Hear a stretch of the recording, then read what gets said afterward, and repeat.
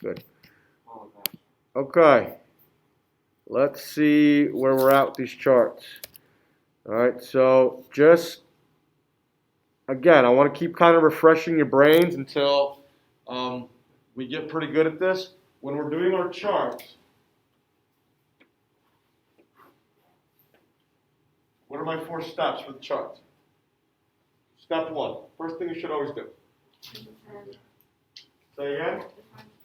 Define the verbs. All right? Always know what the word says. So if I'm working with beber, what does that mean? To drink. Right? What's step 2?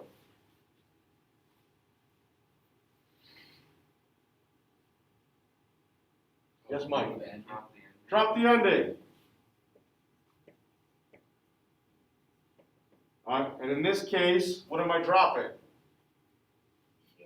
ER, right? So what am I left with? Beb, which is step 3. And what is step 3? Yep. Well, we call it the, not so much the root. What's the other word? With the stem. Okay? This term stem is going to become important later because eventually we're going to move on to what's called a stem changer. And that's going to be a whole other bag of tricks. But we need to identify it as the stem. All right, and step 4 is what? Add the new ending. All right, it's all based on the subject. So, to say I drink, I would say what? Bebo, adding an O. You drink. Bebes, add what? Yes. He, she, or you formal drinks. Bebe, so I'm adding an E. All right, and I know it looks funny or sounds funny to some people, bebe. All right, but it's the way the word works. All right, we drink. Careful with pronunciation here, it's important. What am I adding? E-M-O-S, good. But we got to be careful when we pronounce the E, because Spanish E says eh. Spanish I actually says E. That's where people get confused. So you said emos, which in my Spanish brain sounded like IMOS, but we don't need to add IMOS. It's emos, E-M-O-S, right? Make sense? All right? And there you all, ellos, ellas, ustedes, beben. So I'm adding yeah.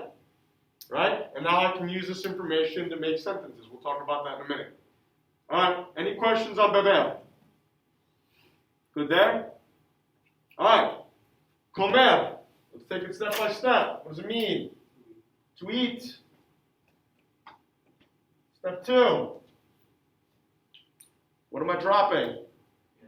The ending, which is, again, ER. I'm left with comb.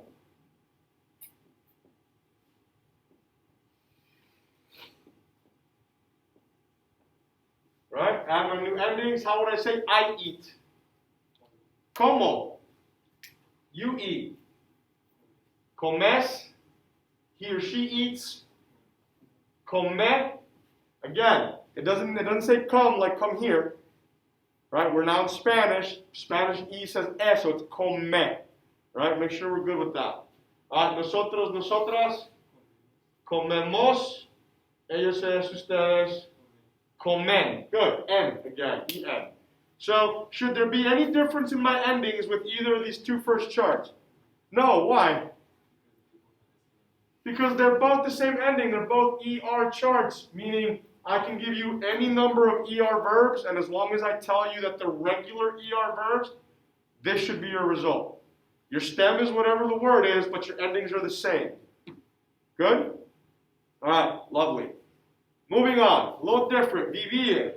Step 1. To live. Okay, step 2. What am I getting rid of? IR. I'm left with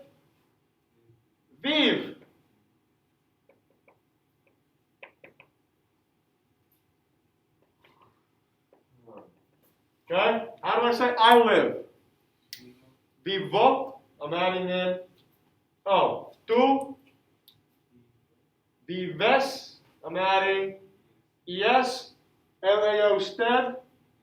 Vive, I'm adding in e. So far, are there any differences? No. Here's where we see our first difference. What is this?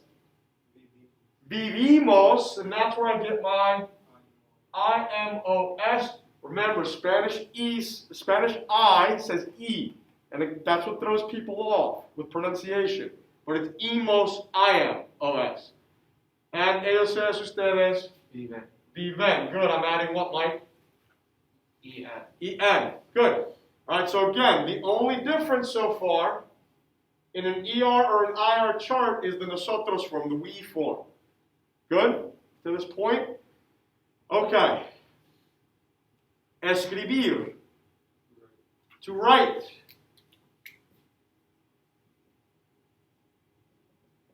What am I getting rid of? IR again. What am I left with? Escribe. And again, I want you to do step 3 until you really get comfortable, because that's where people start making mistakes. We start skipping step 3, and people either don't drop the vowel or they add a different letter somewhere for some reason. That's where I see the most mistakes, is if we skip step 3. I know it seems like, oh, we're going kind of slow with this. We have to start, because this is a completely different thing for you. If you're feeling comfortable with it, awesome. All right, but until you're really feeling good about it, don't skip step 3, please. All right, fill it out first, then move on to step 4, all right, which would be yo what?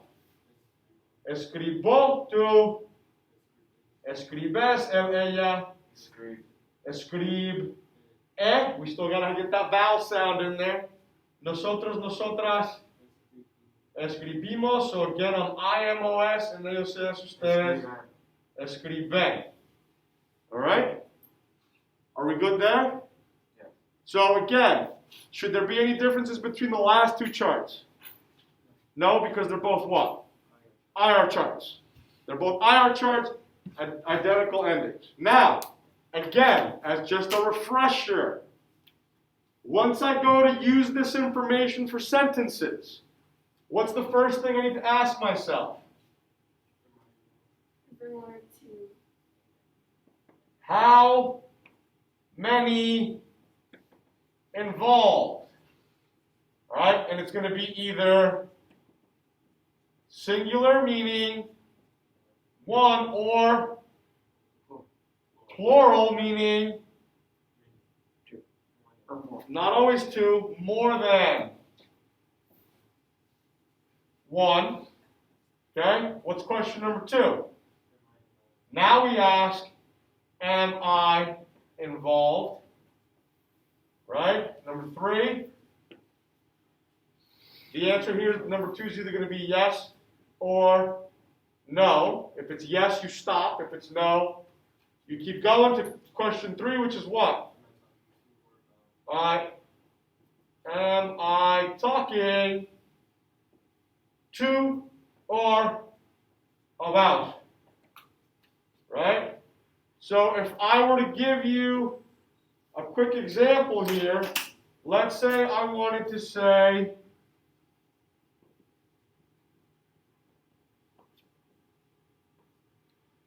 let's do one that we have up there.